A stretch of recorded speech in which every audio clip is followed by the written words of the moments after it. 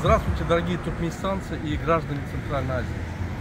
Сегодня я нахожусь в Вашингтоне 7 декабря 2022 года. Я нахожусь напротив здания Сената.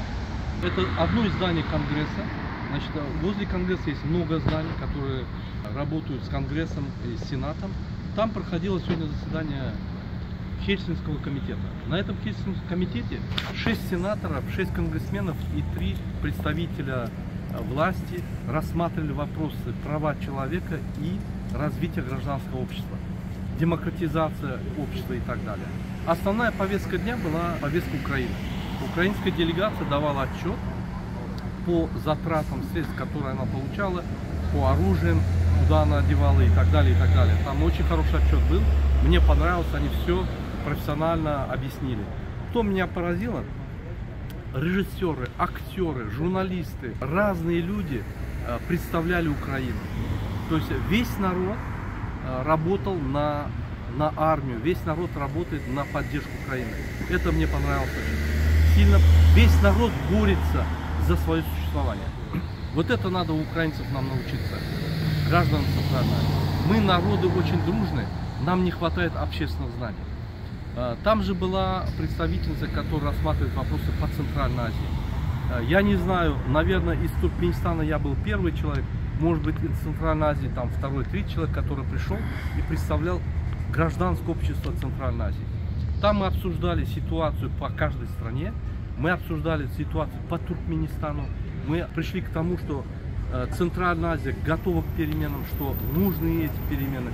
С падением Путина, чтобы эти диктаторы нас не увели ни в Китай, ни Эрдогану, мы должны уже решать наши проблемы. Начинается открываться окно возможностей. Эти окно возможностей у наших центральноазиатских стран будет идти от 6 до 9 месяцев. Поэтому я обращаюсь к народам Центральной Азии. Мы должны взять свою независимость от диктаторов, построить свободное гражданское общество. В этом обществе мы должны жить спокойно, по-братски, ездить друг к другу, собрать объединенную Центральную Азию, где без визы можем общаться, бизнес делать, сотрудничать, работать. У нас очень много потенциала для этого. Вот эти встречи, вот, которые сегодня были, да, с конгрессменами, с сенаторами, я лично беседовал, они хотят, чтобы они продолжались.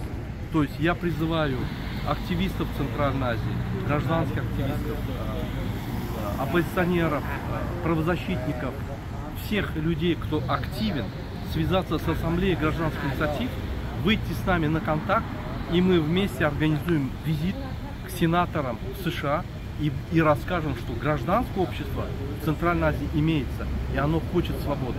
На сегодняшний день у них отношение такое. Приезжает власть Центральной Азии, представляет и гражданское общество, и диктатора. Больше никто не представляет. Мы должны, как украинцы, ездить, с ними разговаривать, вечером встречаться, как мы это сделали, с истеблишментом политическим Америки. Мы позавчера встречались вечером с администрацией Рейгана, с администрацией Клинтона, с администрацией Обамы. Была большая вечеринка, там мы сидели, я выступал, Гончаренко выступал, еще другие выступали. Мы там рассказывали, каждый про свой народ и про свои проблемы. Это было очень интересно, и у них рождается альтернативное мнение, которое относится к нашему обществу. Поэтому я призываю всех активных граждан включиться в работу развития гражданского общества Центральной Азии. Только развитым гражданским обществом, активным, мы сможем сделать перемены, и Центральная Азия выйдет вперед. Долой этих диктаторов, с ними нету будущего. Один начинает полудемократ, заканчивает предсветной диктатурой, как Назарбаев. То же так в Туркмении, то же в Таджикистане, то же в Узбекистане. Хватит немножко демократии, и все, они уходят в диктатуру, становятся миллиардерами и диктаторами. Это все надо останавливать. Земля наша, это земля наших предков. Никакого отношения диктаторы к этой земле не имеют. Наши предки умерли, похоронены на этой земле, отдали свою жизнь, чтобы сохранить эту территорию. Поэтому мы должны взять эту эстафету. Мы сегодня живем на этой земле, больше никого нету. Если мы не возьмем, кто возьмет? Вот этот фонд, который сейчас живет, человеческий фонд на этой территории, это мы. Больше нету. Если мы не возьмем, кто возьмет? Следующее поколение? Их диктаторы быстро затащат свою стратегию, и они даже не поймут, что происходит. Поэтому окно возможности открывается. Туркмения даст старт, приготовится к Казахстану, Таджикистану, Узбекистану. Мы переходим к демократизацию делаем и уходим в демократическую политическую систему строим. Все, уже время пришло. Спасибо большое. До свидания.